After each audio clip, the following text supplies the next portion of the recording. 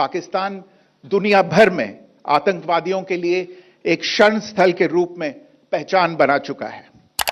भारत की आज की इस कार्रवाई को इसी संदर्भ में देखा जाना चाहिए। नपीतुली, नॉन एस्केलेटरी, आनुपातिक और जिम्मेदारीपूर्ण है।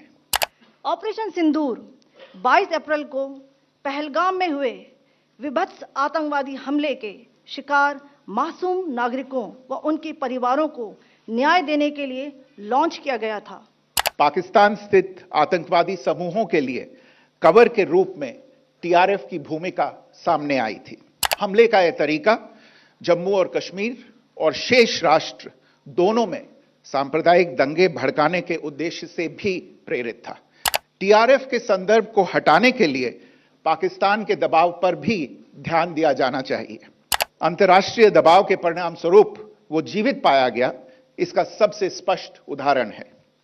लश्कर तैयबा से संबंधित पाकिस्तानी और पाकिस्तान प्रशिक्षित आतंकवादियों ने भारत में जम्मू और कश्मीर के पहलगाम में भारतीय पर्यटकों पर बर्बरतापूर्ण हमला किया।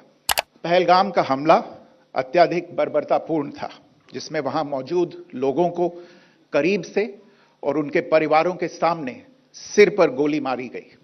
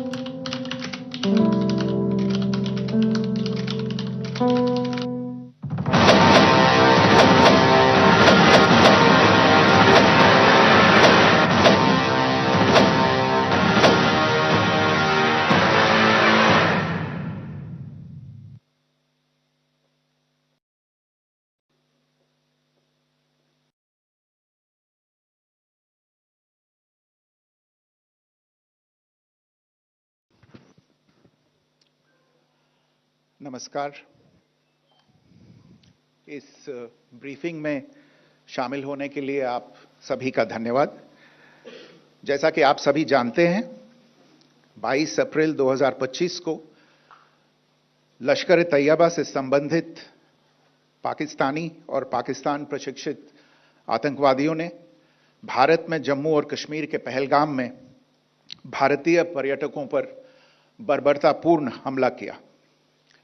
25 भारतीयों और एक नेपाली नागरिक को कायरतापूर्ण मौत के घाट उतार दिया गया। मुंबई के 26 नवंबर 2008 के हमलों के बाद यह भारत में हुई किसी आतंकवादी हमले में मारे गए आम नागरिकों की संख्या की दृष्टि से सबसे गंभीर घटना है। पहलगाम का हमला अत्यधिक बर्बरतापूर्ण था, जिसमें वहां मौजूद लोगों को करीब से और उनके परिवारों के सामने सिर पर गोली मारी गई। हत्या के इस तरीके से परिवार के सदस्यों को जानबूझकर आघात पहुंचाया गया। साथ ही उन्हें यह नसीहत भी दी गई कि वे वापस जाकर इस संदेश को पहुंचा दें। यह हमला स्पष्ट रूप से जम्मू और कश्मीर में बहाल हो रही सामान्य स्थिति को बाधित करने के उद्देश्य से किया गया था। चूंकि पर्यटन फिर से अर्थव्यवस्था का मुख्य आधार बन रहा था, इस हमले का मुख्य उद्देश्य इसे प्रतिकूल रूप से प्रभावित करना था।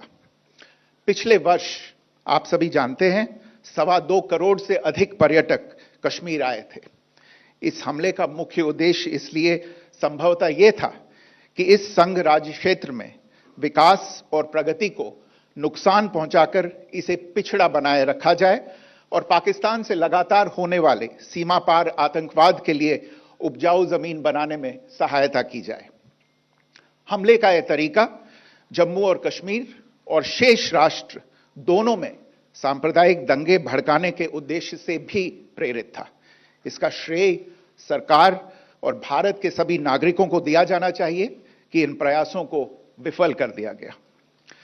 एक समूह ने खुद को रेजिस्टेंस फ्रंट TRF कहते हुए इस हमले की जिम्मेदारी ली है। यह समूह संयुक्त राष्ट्र द्वारा प्रतिबंधित पाकिस्तानी आतंकवादी समूह लश्कर-ए-तैयबा से जुड़ा हुआ है। यह उल्लेखनीय है कि भारत ने मई और नवंबर 2024 में संयुक्त राष्ट्र की 1267 कमेटी की सैंक्शंस मॉनिटरिंग टीम को अर्धवार्षिक रिपोर्ट प्रस्तुत की थी, जिसमें TRF के बारे में साफ इनपुट दिए गए थे। इससे पाकिस्तान स्थित आतंकवादी समूहों के लिए कवर के रूप में TRF की भूमिका सामने आई थी। इससे पहले भी दिसंबर 2023 में भारत ने इस टीम को लश्कर-ए-तैयबा और जैश-ए-मोहम्मद के बारे में सूचित किया था, जो TRF जैसे छोटे आतंकवादी समूहों के माध्यम से अपनी गतिविधियों को संचालित कर रहे हैं। इस संबंध में 25 अप्रैल को UN सिक्योरिटी काउंसिल प्रेस वक्तव्य में TRF के संदर्भ को हटाने के लिए पाकिस्तान के दबाव पर भी ध्यान दिया जाना चाहिए। पहलगाम आतंकवादी हमले की जांच से पाकिस्तान के साथ आतंकवादियों के संपर्क उजागर हुए हैं। रेजिस्टेंस फ्रंट द्वारा किए गए दावे और लश्कर-ए-तैयबा से ज्ञात सोशल मीडिया हैंडल द्वारा इसको रीपोस्ट किया जाना इसकी पुष्टि करता है। चश्मदीद गवाहों और विभिन्न जांच एजेंसियों को उपलब्ध अन्य सूचनाओं के आधार पर हमलावरों की पहचान भी हुई है। हमारी इंटेलिजेंस ने इस टीम के योजनाकारों और उनके समर्थकों की जानकारी जुटाई है। इस हमले की रूपरेखा भारत में सीमा पार आतंकवाद को अंजाम देने के पाकिस्तान के लंबे ट्रैक रिकॉर्ड से भी जुड़ी हुई है, जिसके लिखित और स्पष्ट दस्तावेज उपलब्ध हैं। पाकिस्तान दुनिया भर में आतंकवादियों के लिए एक शरण स्थल के रूप में पहचान बना चुका है। यहां अंतर्राष्ट्रीय स्तर पर प्रतिबंधित आतंकवादी सजा पाने से बचे रहते हैं। इसके अलावा पाकिस्तान ने इस मुद्दे पर विश्व और फाइनेंशियल एक्शन टास्क फोर्स जैसे अंतर्राष्ट्रीय मंचों को जानबूझकर गुमराह करने के लिए भी जाना जाता है।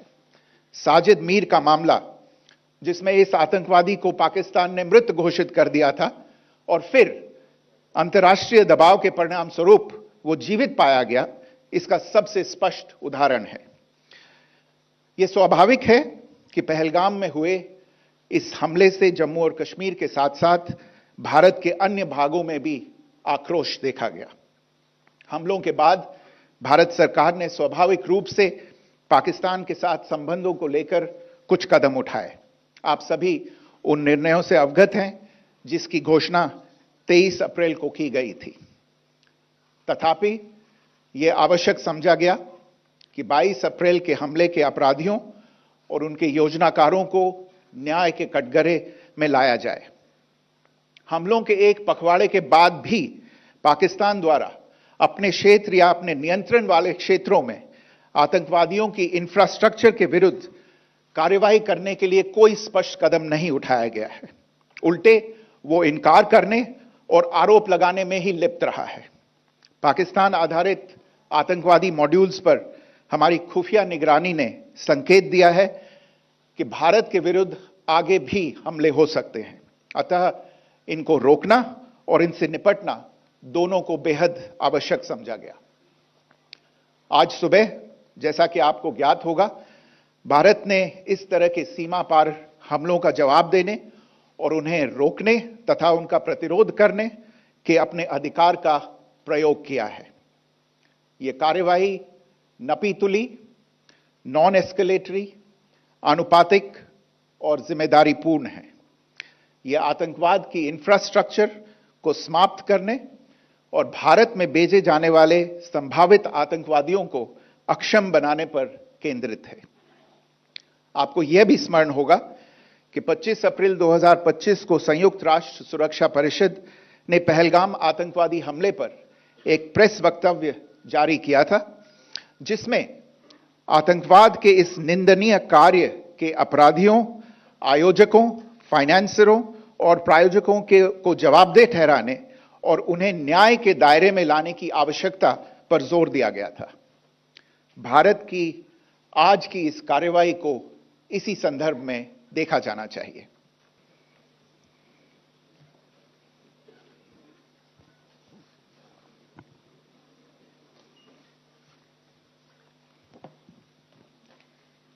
सुप्रभात देवियों और सज्जनों, मैं कर्नल सोफिया कुरैशी और मेरे साथ विंग कमांडर व्योमिका सिंह आज आपको 6 से 7 मई 2025 की रात 1:05 से 1:30 बजे के बीच भारतीय सशस्त्र बलों द्वारा अंजाम दिए गए ऑपरेशन सिंदूर के बारे में जानकारी देंगे।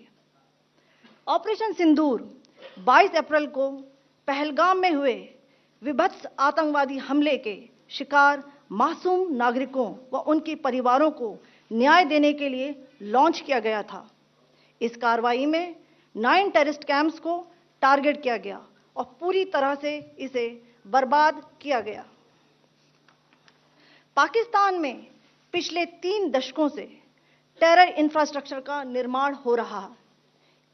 इसमें recruitment, indoctrination centres, training areas व लॉन्च पैड शामिल थे, जो पाकिस्तान और पाक अधिकृत जम्मू कश्मीर POJK दोनों में फैले हैं। Operation Sindoor was launched by Indian Armed Forces to deliver justice to the victims of Pahalgam terror attack and their families.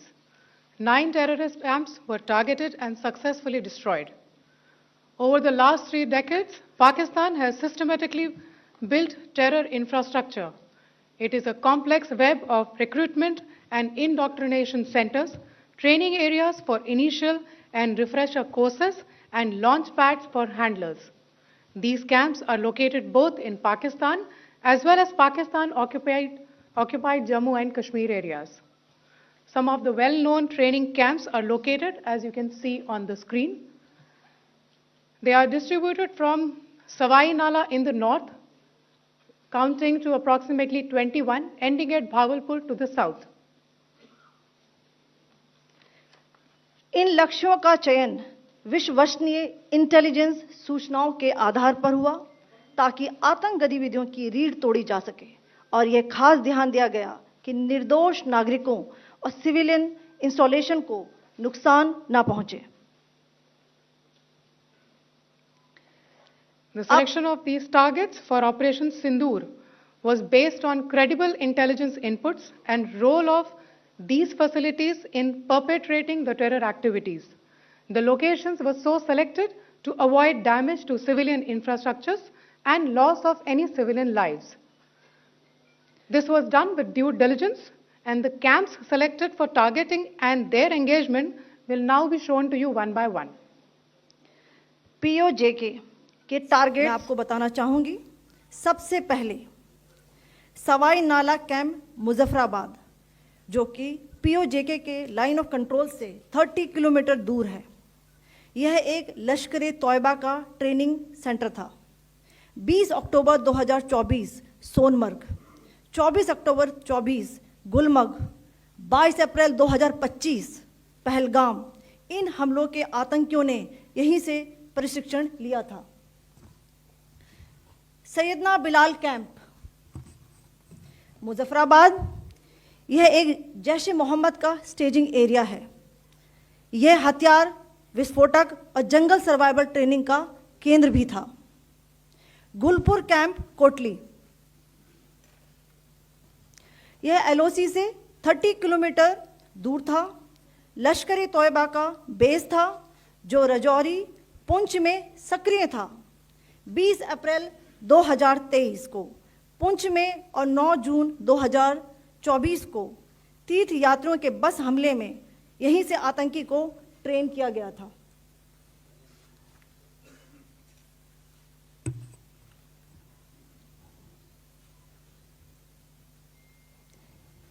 Barnala camp बिंबर, ये एलओसी से 9 किलोमीटर दूर है। यहाँ पर हथियार हैंडलिंग, आईईडी व जंगल सर्वाइवल का प्रशिक्षण केंद्र था। अब्बास कैंप कोटली,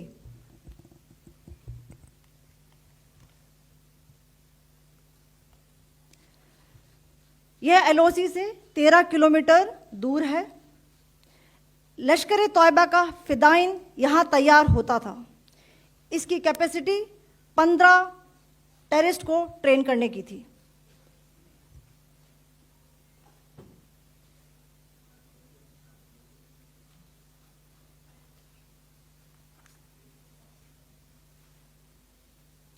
अब मैं पाकिस्तान के अंदर के टारगेट से अवगत कराना चाहूंगी। पहला, सर्जल कैंप सियालकोट। यह अंतर्राष्ट्रीय सीमा से 6 किलोमीटर की दूरी पर है, सांबा कठुआ के सामने।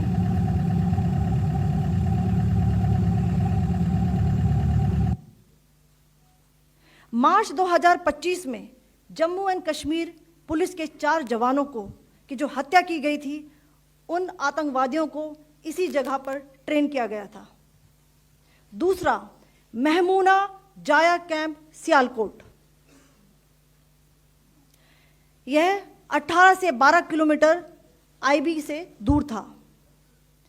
हिजबुल मुजाहिदीन का बहुत बड़ा कैंप था। यह कठुआ जम्मू क्षेत्र में आतंक फैलाने का नियंत्रण केंद्र था। पठानकोट एयरफोर्स बेस पर किया गया हमला भी इसी कैंप से प्लान और डायरेक्ट किया गया था। मरकज ताइबा मुरीद के,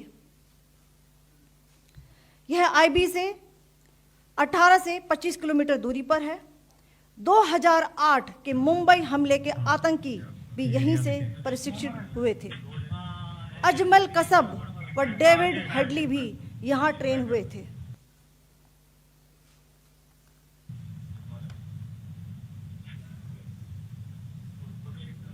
आगे दूसरा आया।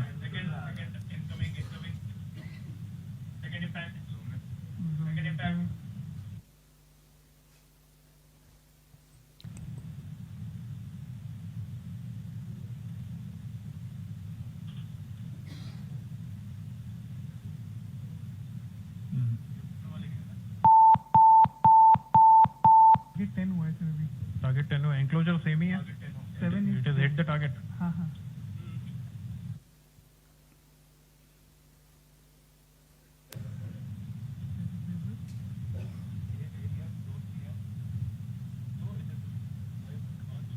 आ गया सर, इम्पैक्ट।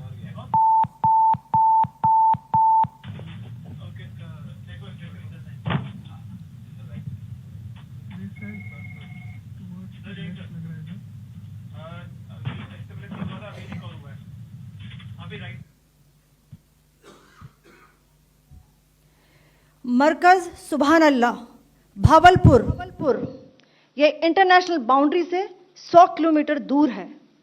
जैश ए मोहम्मद का मुख्यालय था। यहाँ पर रिक्रूटमेंट, ट्रेनिंग व इंडॉक्ट्रिनेशन का केंद्र भी था। शीर्ष आतंकी अक्सर यहाँ आते थे। मैं आप सबको बताना चाहती हूँ कि किसी भी सैन्य ठिकाने का निशाना नहीं बनाया गया और अभी तक किसी तरह की नागरिक क्षति की रिपोर्ट नहीं है। धन्यवाद। जय Hind. The strike on the terror camps were undertaken through precision capability, as shown to you. A niche technology weapons with careful selection of warheads was ensured so that there will be no collateral damage. The point of impact in each of the target was a specific building or a group of buildings. All the targets were neutralized with clinical efficiency, and the results reiterate the professionalism of the Indian Armed Forces in the planning and execution of their operations. No military establishments were targeted.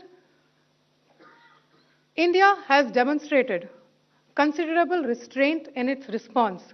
However, it must be said that the Indian Armed Forces are fully prepared to respond to Pakistani misadventures, if any, that will escalate the situation. Jai Hind, and thank you very much.